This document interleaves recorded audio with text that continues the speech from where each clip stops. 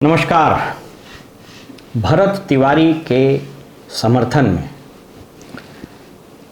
सामान्य वर्ग के लोग, स्पेशली ब्राह्मण समाज के लोग, जिस तीव्रता से और जिस एकजुटता से और जिस मजबूती के साथ, उन्हीं के शब्दों में, सोशल मीडिया, मेन मीडिया, ज़मीन पर, राजनीतिक हलकों में आवाज़ उठा रहे हैं, उससे सरकार की नींद हराम होती हुई दिख। अभी पिछले ही दिनों एक बाहुबली छवि के कई एक मुकदमे के अभियुक्त कुचाई कोट के विधायक पप्पू पांडे करीब 100-200 गाड़ी से वहां पहुंचे। स्वाभाविक रूप से ऐसा करके वो अपनी ताकत दिखाने का मौका मिलता है। Show off strength, road show का चलन मोदी जी भी शुरू कर दिए हैं, तो सब अब उसी का अनुकरण करता है। बहरहाल, इसके अलावा इनके समाज के व्यवसायी,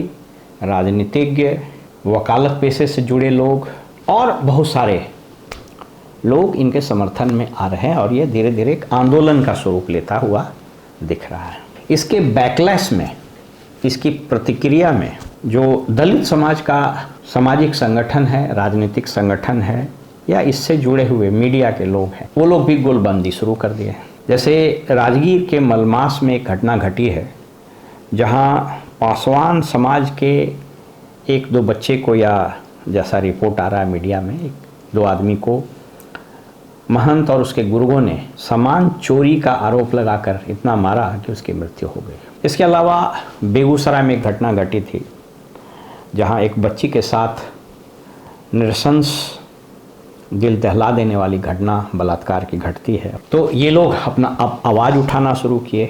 खुल करके बोलने वालों में एक कोई गोल्डन दास करके व्यक्ति हैं, वो खुल के बोल रहे हैं। जीतन राम मांझी ने यद्यपि अपने समाज की तो बात नहीं उठाई, लेकिन उन्होंने भरत तिवारी के विरोध में कहा कि कट्टा दिखाएगा तो मारा जाएगा। उनके समर्थन में स्वाभाविक रूप से विजय सिन्हा जैसे लोग हैं, फिर उनके स्वजातीय अश्विनी चौबे हैं जो अभी राजनीतिक वनवास में हैं, फिर और बहुत सारे लोग आना शुरू हो गए हैं। आपको याद होगा कि नवादा के एक किसी थाने में, थाने का नाम मैं भूल रहा हूँ, केसौरिया कोई गांव है, उस गांव में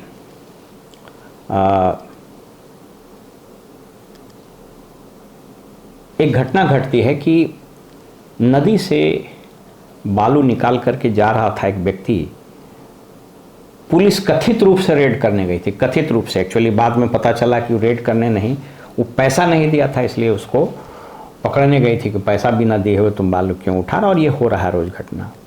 तो भागने के क्रम में या इसको दबाने के क्रम में, कुचलने के क्रम में वो दरोगा घायल होता है। केसौरिया गाँव था। उसके बाद पुलिस का जो आतंक वहाँ मचा, वो यादव समाज का गांव था, दर्जनों लोगों पर मुकदमे दर्ज कर लिए गए, बूढ़े बूढ़ियों को गिरफ्तार करके थाने में रखा, और ये आतंक इतना मचा कि उस गांव के सभी बुजुर्ग, जवान, बच्चे, महिला को छोड़कर सब भाग गए। महिलाओं को भी खींच खींच करके थाने लाने की वारदात हुई। उसमें फिर यादव समाज के नेता लोग गए, उसमें कौशल यादव, वहाँ के पूर्व विधायक, उसके बाद कोई MLC अशोक यादव हैं, ये लोग गए, और फिर और लोग भी वहाँ पर पहुँचे। एक और घटना घटी थी सारण जिले का कोई गांव, मैं भूल रहा हूँ नाम, वहाँ पर यादव समाज के एक गांव में थानेदार और SDPO ने कोहराम मचा दिया था। मारपीट, मुकदमा, जेल भेज देना, वो सारा एकदम, जिसको अंग्रेज़ का बर्बर जो तरीका होता था ब्रिटिश हुकूमत में, वो तरीका इन लोगों ने अपनाया था। ऐसी घटनाएं रोज़ होती रहती हैं। इसके बाद एक और घटना घटी थी, जिसमें चुनाव के दरमियान दुलारचंद यादव की कथित रूप से हत्या अनंत सिंह के द्वारा कर दी गई, गाड़ी चढ़ाकर मार दिया गया। पुलिसकर्मी भी उसमें इन्वॉल्व थे, जैसा कि उनके परिजनों ने FIR में दर्ज किया। बिहार का कोई प्रोमिनेंट नेता वहाँ गया नहीं, तो संभवतः यूपी या हरियाणा से कोई सामाजिक संगठन चलाने वाले यादव जी हैं, वो सैकड़ों गाड़ी लेकर के अपनी सॉलिडरिटी एक्सप्रेस करने तार तर गांव गए थे, जहां दुलारचंद यादव का आवास था। उनके पोते से, उनके परिजनों से मुलाकात की। इन बातों को मैं क्यों बता रहा हूं? ये तो न्यूज़ में आप सुनते ही रहते हैं। मैं आज इस विषय पर कम से कम 3 से 4 एंगल पर कुछ चुभते हुए सवाल समाज, सरकार और संस्कृति और संविधान के सामने रखना चाहता हूँ। पहला, कि यदि किसी पर्टिकुलर जाति के व्यक्ति के विरुद्ध कोई अन्याय होता है, कोई अत्याचार होता है, कथित रूप से कोई घटना घटती है, तो सिर्फ उसी के समाज के राजनीतिक या सामाजिक संगठन के लोग क्यों पहुंचते हैं? मेरे प्रश्न को गौर से सुनिएगा। क्यों पहुंचते हैं? क्यों भरत तिवारी में सिर्फ ब्राह्मण या ज़्यादा से ज़्यादा सामान्य वर्ग के लोग पहुंच रहे हैं? क्यों यादव के पर अत्याचार या कुछ पुलिस एक्सेसेस होता है तो यादव समाज का? क्यों पासवान के लिए, हालांकि इस पासवान के यहाँ चिराग पासवान नहीं पहुंचे, ये थोड़ा इलीट टाइप के नेता हैं।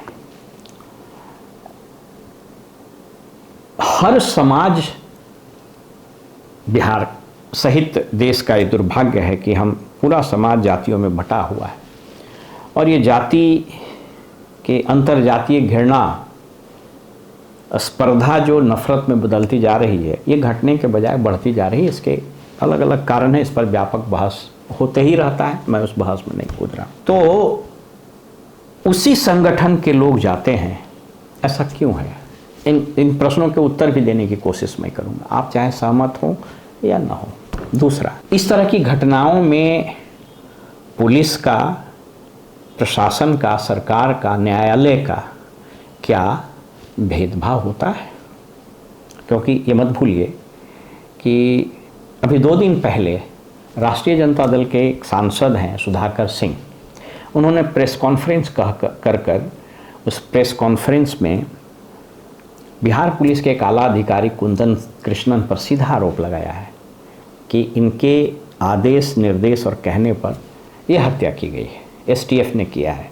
उन्हीं के शब्दों में, इनके आदेश पर जब वो भरत तिवारी मारा गया तो मुकदमा वहाँ के थानेदार और इंस्पेक्टर और पुलिसकर्मी पर क्यों हो रही है? क्योंकि लोकल पुलिस ने तो मारा नहीं था। तीसरा सवाल, संविधान में जो समानता का अधिकार, right to equality before law लिखा है, क्या यह सिर्फ प्रतियोगिता परीक्षाओं में, भाषणों में या फिर अदालत में महंगे वकील के द्वारा संविधान की व्याख्या करने के उद्देश्य मात्र के लिए रह गया है? और चौथा, संस्कृति का, क्या हमारे राज्य में एक ऐसी सामाजिक राजनैतिक संस्कृति पनप रही है जो इस तरह के मानसिकता को बढ़ावा दे रही है? कभी मौका मिले तो आप इस किताब को जरूर पढ़ें। संस्कृति के 4 अध्याय राष्ट्रकवि रामधारी सिंह दिनकर जी की लिखी हुई है। 4 संस्कृतियों की बात होती है। बहरहाल मैं इस किताब की विवेचना करने के लिए यहाँ उपस्थित नहीं हूँ। कदाचित आज राष्ट्रकवि दिनकर जी जिंदा रहते और उनसे इस बात पर, इस विषय पर विमर्श होता, या कदाचित वो मेरा वीडियो ये देखते तो उनको एक और किताब लिखना पड़ता कि संस्कृति के 5 अध्याय, क्योंकि इस 5वें अध्याय की चर्चा जिसकी अभी मैंने चर्चा की वो इस किताब में, या फॉर दैट मैटर किसी भी किताब में नहीं है। क्यों इस संस्कृति का चौथा अध्याय के बाद 5वां अध्याय की बात मैंने की? क्या इस समाज में संस्कृति के 5वें अध्याय का समावेश हो चुका है? क्यों ऐसा हुआ?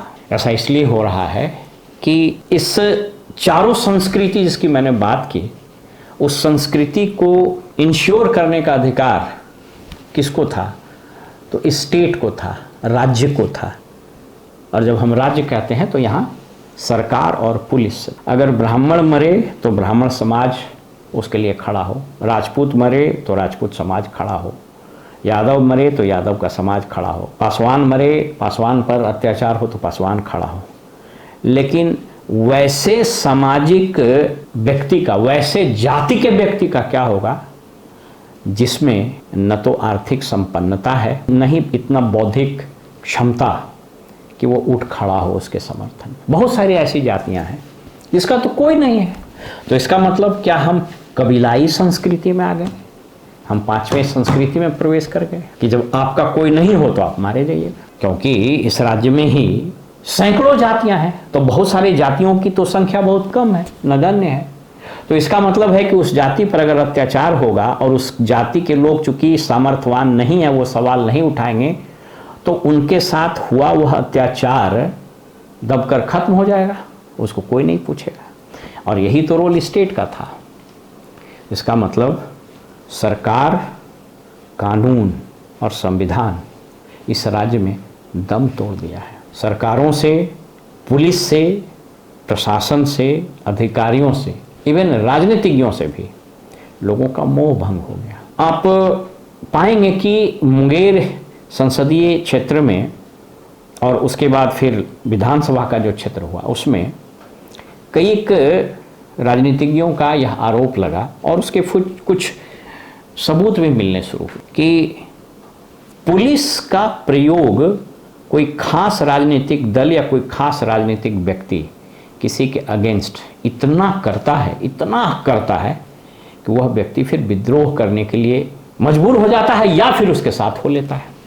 आप ज़्यादा दूर मत जाइए, आप अनंत सिंह की कहानी ले लीजिए। लिपि सिंह का प्रयोग अनंत सिंह के खिलाफ किसने किया था? जब अनंत सिंह निर्दलीय या फिर आरजेडी के एमएलए थे या उनकी पत्नी एमएलए थी, तो लेसी सिंह, क्षमा कीजिएगा, लिपि सिंह जो आरसीपी की पुत्री आईपीएस हैं, उसको वैसा ही लगा दिया उसके खिलाफ जैसे आप मधुमक्खी को छोड़ देते हैं। जैसे आप, मैं उस शब्द नहीं प्रयोग करना चाहूँ, जैसे सुपारी ले लिया किसी, लगातार छापेमारी हो रही, लेकिन जब उसका पॉलिटिकल एलिजियंस बदला और वो आरजेडी छोड़कर जदयू के खेमे में आ गए, तो लिपि सिंह भी गायब हो गई और आरसीपी सिंह खत्म हो गए, वजूद समाप्त हो गए लोगों का। इसका मतलब क्या है कि हमने ऐसे स्टेट का निर्माण यहाँ कर दिया है कि जहाँ पुलिस और सिविल एडमिनिस्ट्रेशन, ये दोनों में जातीय विद्वेष और जातीय भावना इस तरीके से संस्थागत कर दिया गया है कि फलाने पार्टी की सरकार होगी तो फलाने लोग का काम होगा। नीतीश कुमार जी ने खुल्लम खुल्ला किया भी। आज की तारीख में यह व्यापक समझ का विषय है। इनफैक्ट जिसको हम लोग बोलते हैं, it is an open secret, कि नीतीश कुमार ने अपने 20 साल के शासन में जिस तरीके से यादव समाज और मुस्लिम समाज को एक्सटर्मिनेट किया, कदाचित उतना एक्सटर्मिनेशन लालू यादव के शासन में अपर कास्ट का भी नहीं हुआ होगा।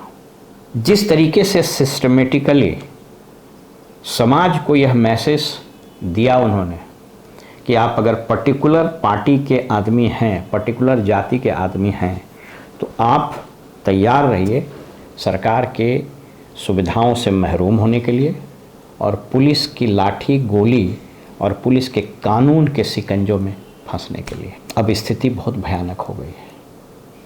इसलिए मैंने कहा ना, यह तो कबीले की संस्कृति, यानी संस्कृति के 4 अध्याय में राष्ट्र कवि को 5वां अध्याय जोड़ना पड़ेगा और वो संस्कृति होगी कबीलाई संस्कृति की, कि जहाँ हर समाज अपने लिए न्याय की व्यवस्था स्वयं करेगा और जिसके पास सामर्थ्य नहीं होगा वह दम घुट घुट करके मरने के लिए बेबस। इस राज्य में कई ऐसी जातियां हैं, कई ऐसे सामाजिक समूह हैं कि जिनका कोई प्रतिनिधित्व नहीं है, जो कथित रूप से उसके पास आवाज़ भी नहीं है, उनके पास इतना सामर्थ्य भी नहीं है कि वो कोर्ट जा सके, उनके पास उतना आदमी नहीं है कि लोकल एमएलए के पास भी जा सके और वो एमएलए उसके जात का नहीं है तो उसको सुनने के लिए तैयार नहीं। थाना प्रखंड की तो बात ही छोड़ दी, तो फिर वो कहाँ जाए। इस व्यापक प्रवृत्ति पर न तो कोई बहस हो रही है मीडिया में, न कोई बहस हो रहा है बुद्धिजीवी समाज में, और न ही ये बहस हो रहा है कोर्ट में। और सरकार की 2 बात मैंने बता ही दी। हम एक ऐसे दौर से गुजर रहे हैं जहाँ हमने बिहार में ही, इसी राज्य में ही, जहाँ से संस्कृति का उद्गम हुआ था, जहाँ से सभ्यता ने एक नई उड़ान भरी थी, एक ऐसे अध्याय हम जोड़ने जा रहे हैं बिहार के इतिहास में जो अब लिखा जा रहा है। हर कालखंड अपने आप में इतिहास होता है, जो वर्तमान है आज कल इतिहास हो जाएगा। एक ऐसा अध्याय लिख रहे हैं जिसके लिए भविष्य की पीढ़ियां हमें कदाचित माफ़ नहीं करेंगे। फिलहाल हमें इजाज़त दीजिए और आप देखते रहे वॉइस ऑफ रिपब्लिक। नमस्कार।